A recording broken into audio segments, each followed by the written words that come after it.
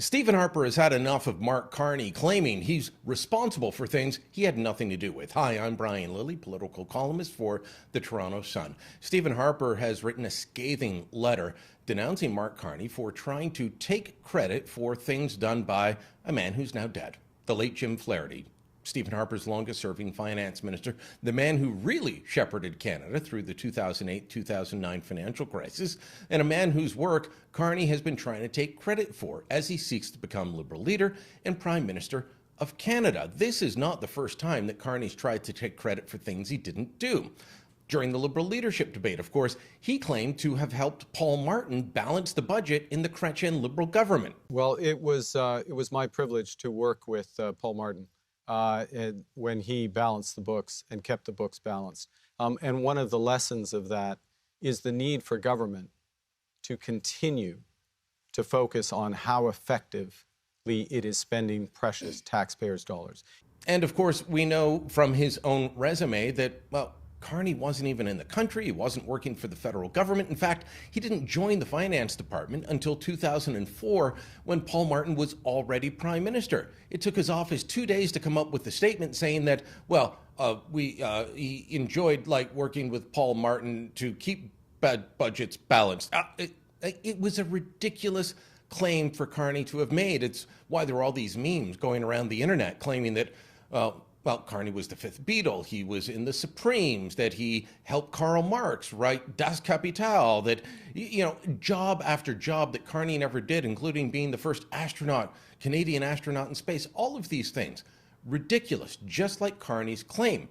The only thing he doesn't seem to want to take credit for is moving the headquarters of Brookfield Asset Management from Toronto to New York. On that front, he tried to claim he had nothing to do with it, even though he was chairman of the board when the board voted unanimously to make the move. And as chairman of the board, he wrote a letter encouraging all shareholders to back the board's move.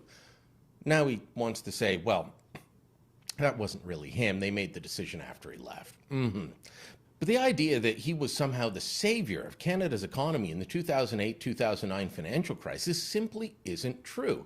He was part of a team with Stephen Harper, Jim Flaherty, in shepherding Canada's economy through it. But as the bank governor, he was responsible for interest rates, for printing money.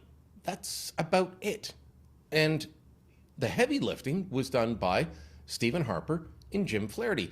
Flaherty is no longer here to defend his record, and I think that is what drove Harper to the point where he decided to speak out. Let me read to you from his letter.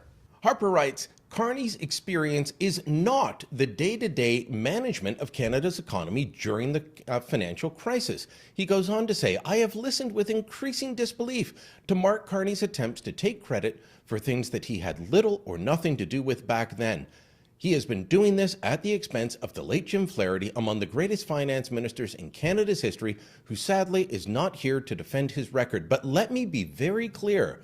The hard calls during the 2008-2009 global financial crisis were made by Jim.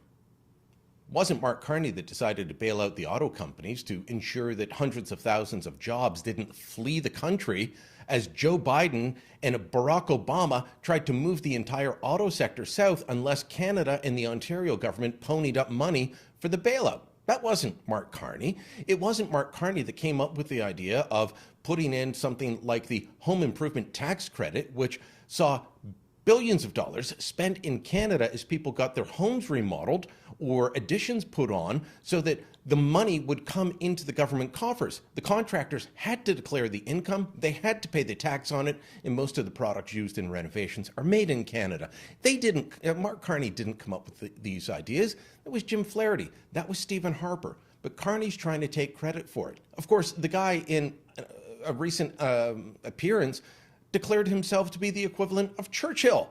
He is delusional in his sense of grandeur, in his sense of himself. This is a man who will take credit for anything that makes him look good and deny that he had anything to do with decisions he actually made. This isn't the type of person that we need leading the country, especially not when you look at his economic policies that would put carbon tariffs on any imports coming into Canada, that would increase the industrial carbon tax to the point that our steel mills would shut down or lose production to American mills owned by the same companies. We do not need Mark Carney. He is selling himself as the man of the moment based on stolen financial valor.